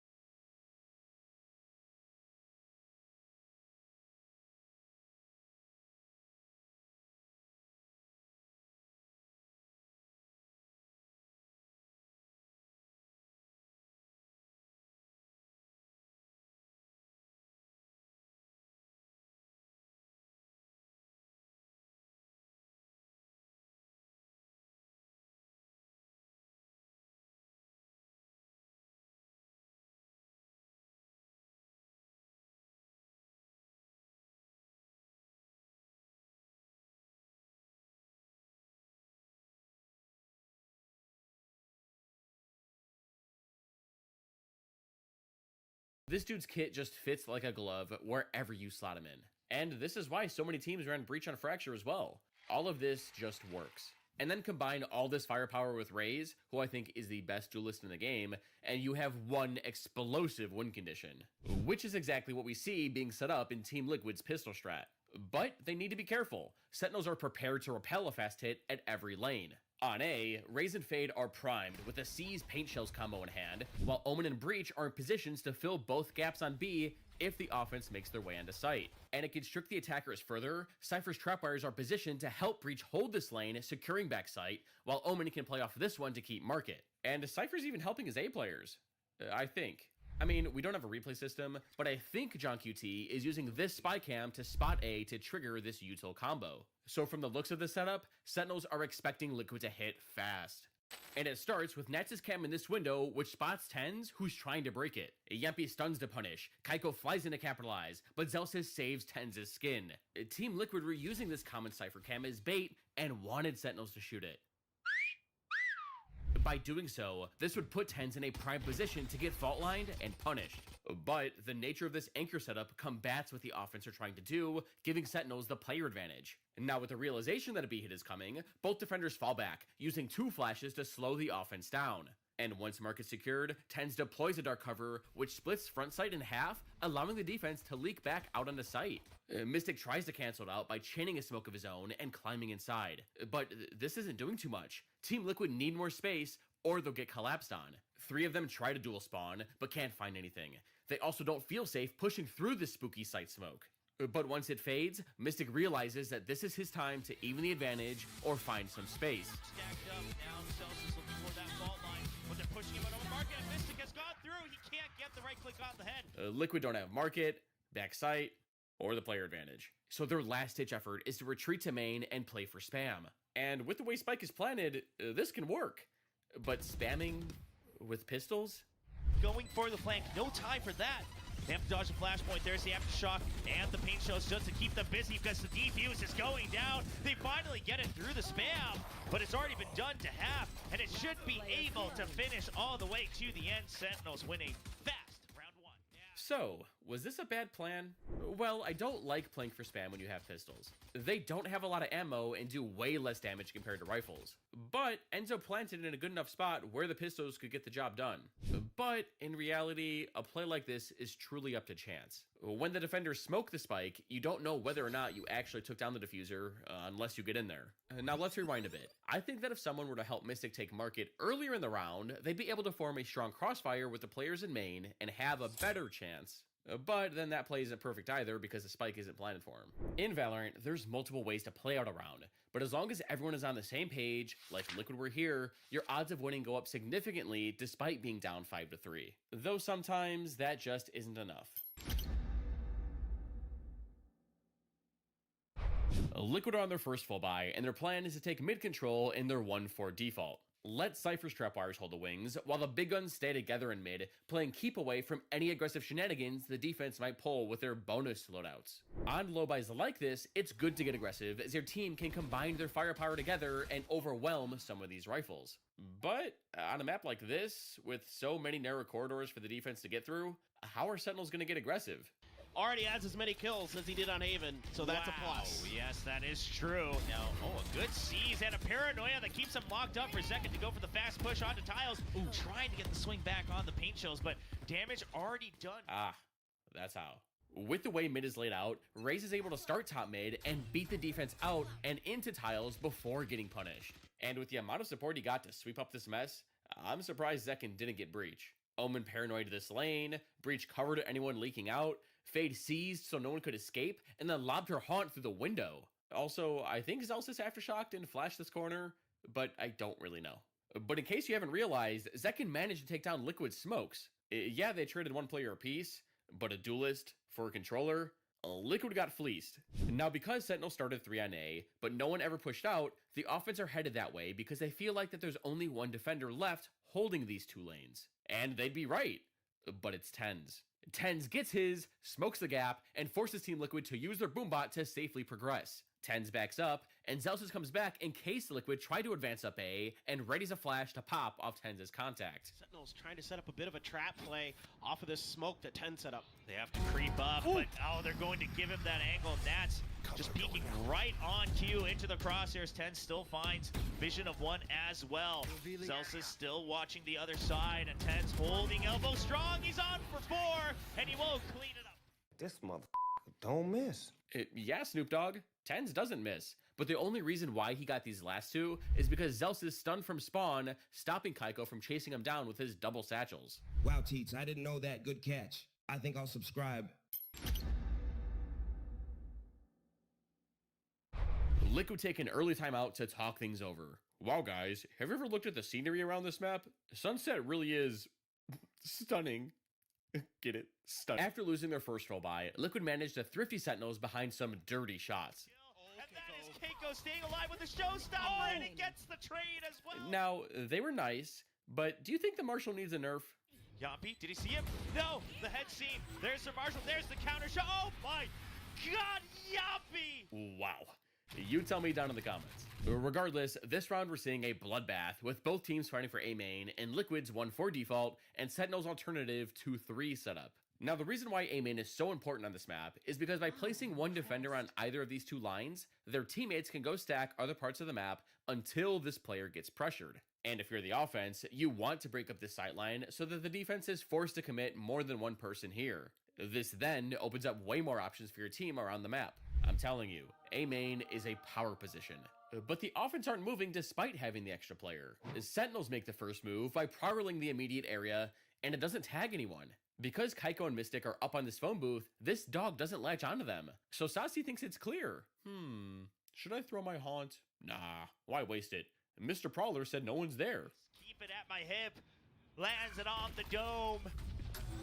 And that's going to be Team Liquid with finally a point on the board. Saucy, he is caught. The C's comes through, but he is so weak. There's the aftershock. Oh, what? The backup from second on the crossfire. Second goes for 2. He goes for 3. That was a lot of noise from both breaches.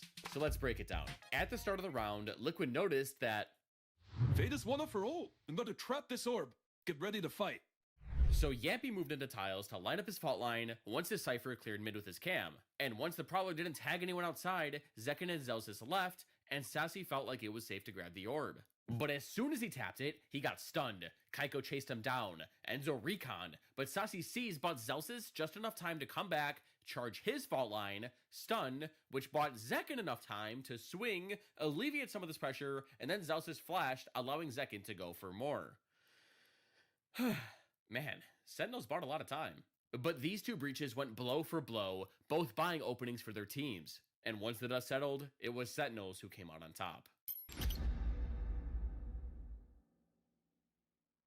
Liquid are swapping up their game plan after realizing that Sentinels keep planning one person A and are stacking elsewhere. Let's punish them fast and hard this round. And that previously failed trap backs up this read.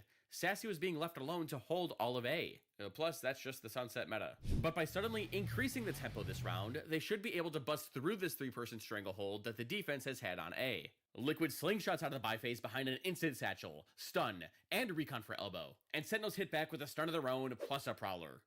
Now you've got an operator for Zekin. You've got a bunch of ults for Sentinels. This is scary town. Alright, the push in. Sentinels smokes go down. But was this a good fight to take? Of course it was. It's TenZ. He's the best in the world. What the? Get back in the comment section. How did you get up here? Yeah, this was a good fight to take. I mean, I think it's safe to gamble that Kaiko got hit by this stun, and if you look closely, you'll see that Zelsis flashed for TenZ. So when you hear flashing, you're probably going to swing. Team Liquid have won the battle for A main this time, but Sentinels have given up the war. After losing all this space, they've immediately decided that we have both their ultimates, Fade. Let's leave. It's too late for him. Both players double back to mid, go for a high-low double swing, looking to even the player advantage. But no one's here. B's quiet, mid's empty, so the only thing these two can do is mosey on back over to A. But while they're moseying, Liquid have come up with a plan of their own.